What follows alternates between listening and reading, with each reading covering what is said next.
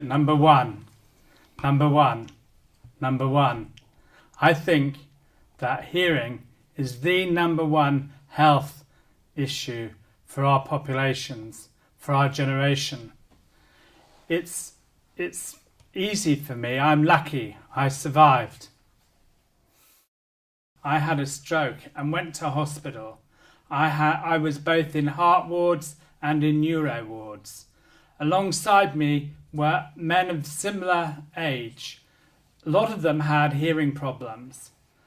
Many of them had their hearing aids at home, or they were waiting for their ear molds to be made, or the majority of them actually had not had any hearing health care. That meant that it was difficult for them to communicate with nurses, with doctors, with their family when they visited. And sometimes it was quite funny to see the misunderstandings. But really, it's quite pitiful that we leave people who've got hearing problems and give them the lowest priority. In my work, I've been very lucky to show that our populations, our generation, live 10 years longer than the generation before.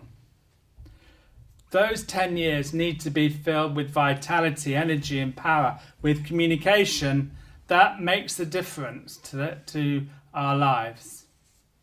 So many people do not get the hearing care that they need to enable the last 10 years of their life to be full of meaning from morning to night.